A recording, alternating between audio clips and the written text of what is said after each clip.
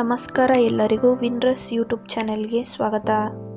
ಹಲಸಿನ ಬೀಜ ನುಗ್ಗೆಕಾಯಿ ಜೊತೆ ಹೇಗೆ ಸಾರು ಮಾಡೋದು ಅಂತ ನೋಡ್ಕೊಬರೋಣ ಬನ್ನಿ.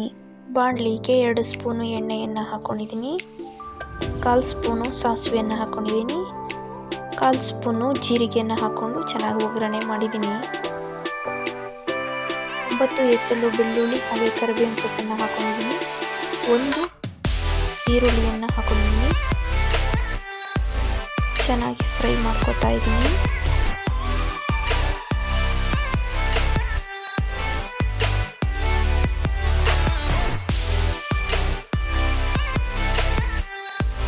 ಎರಡು ಟೊಮೊಟೊ ಹಣ್ಣನ್ನು ಹಾಕೋತಾ ಇದ್ದೀನಿ.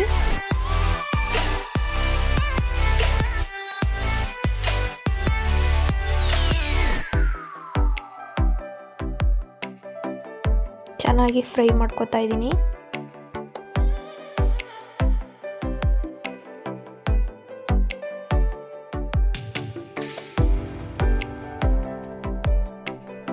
ಒಂದು ಕಪ್ಪು ಹಲಸಿನ ಬೀಜವನ್ನು ಹಾಕೋತಾ ಇದ್ದೀನಿ.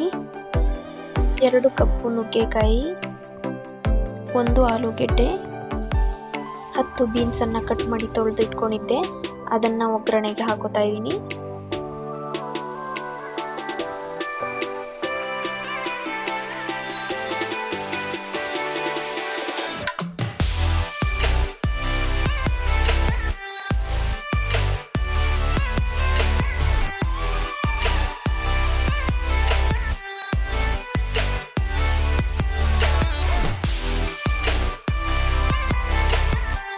ಮಸಾಲೆಗೆ ಏನೇನು ಬೇಕು ಅಂತ ಹಾಕೋಬರೋಣ.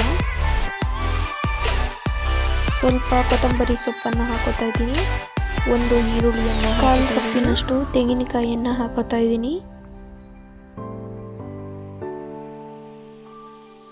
2 ಸ್ಪೂನು ಸಾಂಬಾರ್ ಪೌಡರ್ನ ಹಾಕೋತಾ ಇದ್ದೀನಿ.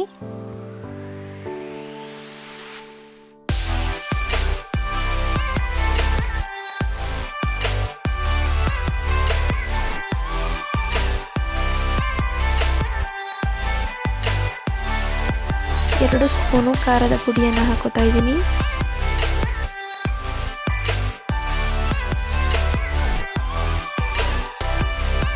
ನೆಲ್ಲಿಕಾಯಿ ಗಾತ್ರದ ಹುಣಸೆ ಹಣ್ಣನ್ನು ಹಾಕೋತಾ ಇದ್ದೀನಿ. 1/4 ಸ್ಪೂನು ಅರಿಶಿಣದ ಪುಡಿಯನ್ನು ಹಾಕೋತಾ ಇದ್ದೀನಿ.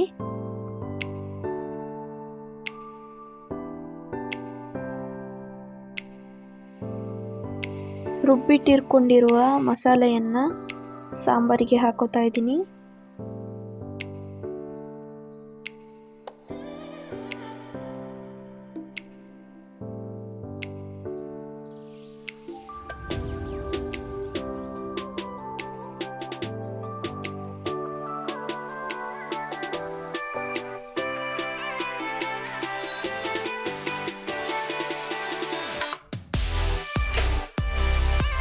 ಎರಡು ಕಪ್ಪು ನೀರನ್ನು ಹಾಕೋತಾ ಇದ್ದೀನಿ. ಮೊದಲೇ ಉಪ್ಪು ಹಾಕಿರೋದ್ರಿಂದ ಈಗ ಉಪ್ಪು ಎಷ್ಟು ಬೇಕು ನೋಡಿ ಹಾಕೊಳ್ಳಿ.